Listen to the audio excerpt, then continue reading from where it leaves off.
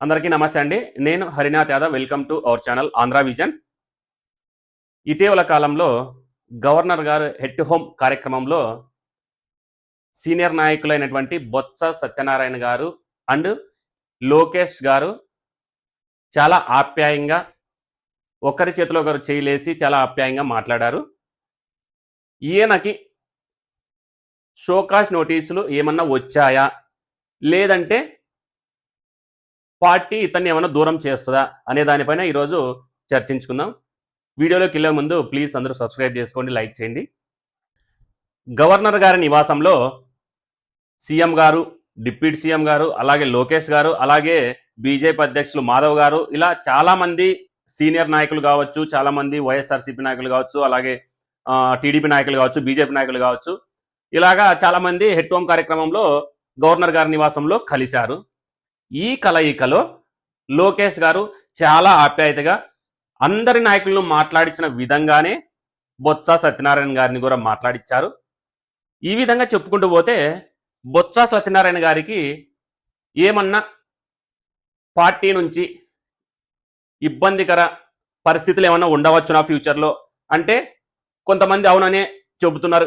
గతంలో మనము చూసినప్పుడు విజయసాయి రెడ్డి గారిని ఈ విధంగానే ఒక విధంగా పొమ్మన లేక పొగ పెట్టారని చెప్పుకోవాలి. ఎందుకంటే టీడీపీ యువగలంలో 2023 సంవత్సరం తారకరత్న గారు చనిపోయినప్పుడు విజయసాయి రెడ్డి గారు వచ్చి అతని భార్యని, తారకరత్న భార్యని పరామర్శించారు. అలాగే ఆయన చనిపోయినప్పుడు చంద్రబాబు నాయుడు గారు, లోకేష్ గారు వీళ్ళంతా వచ్చారు.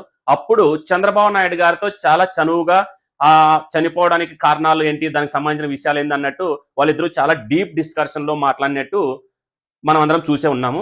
కాకపోతే విజయసాయి రెడ్డి గారి భార్యకి అలాగే తారకరత్న గారి భార్యకి బంధువర్గం ఉంది, వాళ్ళిద్దరూ బంధువులు అవుతారనేసి మనకు తెలిసిన విషయమే.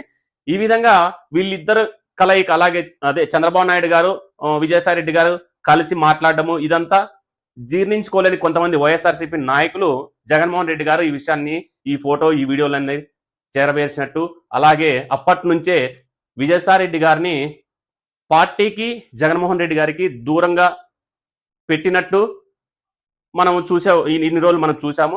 అలాగే ఇంకా చెప్పుకుంటా పోతే రేవంత్ రెడ్డి గారు ఎంపీలందరికీ ఢిల్లీలో విందు కార్యక్రమం ఇచ్చినప్పుడు అప్పటి వైఎస్ఆర్సీపీ నాయకులైనటువంటి ఎంపీలైనటువంటి మాగంటి శ్రీనివాసరెడ్డి గారు కావచ్చు, అలాగే లావు శ్రీకృష్ణదేవరాయలు గారు కావచ్చు, ఈ విధంగా జగన్మోహన్ రెడ్డి గారు అప్పటి ఎంపీల్ని మందలిచ్చినట్టు, అలాగే తారకరత్న విషయంలో విజయసాయి రెడ్డి గారికి పార్టీకి దూరంగా పెట్టినట్టు మనం చూసే ఉన్నాము.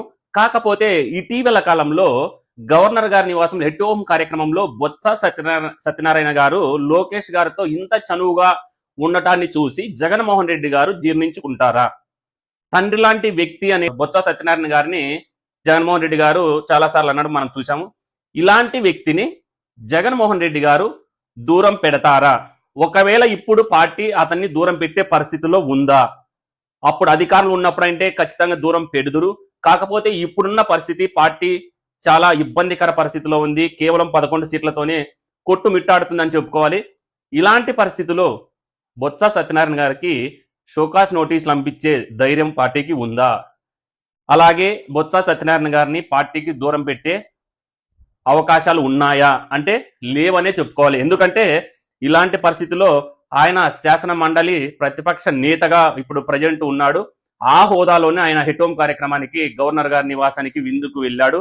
ఇలాంటి పరిస్థితుల్లో బొత్స సత్యనారాయణ గారిని జగన్మోహన్ రెడ్డి గారు దూరం పెట్టే పరిస్థితి లేదు అని చెప్పుకోవాలి.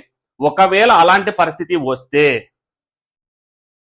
బొత్స సత్యనారాయణ గారిని అలాంటి పరిస్థితి తీసుకువస్తే పార్టీ అయితే మనుగడ కష్టం అనేసి చాలా మంది కూడా చెబుతూ వస్తున్నారు. ఇలాగ జగన్మోహన్ రెడ్డి గారు అప్పటి విజయసాయి రెడ్డి గారి నుంచి, అలాగే ఎంపీలు మాగంటి రెడ్డి గారు కావచ్చు, అలాగే లావు శ్రీకృష్ణదేవరాయలు కావచ్చు, ఇంకా కొంతమంది అప్పటి వైఎస్ఆర్సీపీ ఎంపీలు, వీళ్ళందరూ కూడా చాలా విసిగిపోయారు. ఎవరితో మాట్లాడాలన్నా, లేదంటే ఏదన్నా పెళ్లిళ్ళకి లేదంటే ఏదన్నా కార్యక్రమాలకు వెళ్ళాలన్నా కూడా అప్పటి వైఎస్ఆర్సీపీ వాళ్ళ పర్మిషన్ తీసుకొనే అక్కడికి వెళ్లాల్సి ఉండేదనేసి చాలా మంది ఎంపీలు చాలా చోట్ల అన్నారు. ఇది మనం చూసే ఉంటాము. కాకపోతే ఇటీవల బొత్స సత్యనారాయణ గారిది పెద్ద దుమారం రేపుతుంది. ఈ దుమారం పైన వైఎస్ఆర్సీపీ ఎటువంటి నిర్ణయం తీసుకుంటుందో వేచి చూడాలి. Thank you. ప్లీజ్ అందరూ సబ్స్క్రైబ్ చేసుకోండి.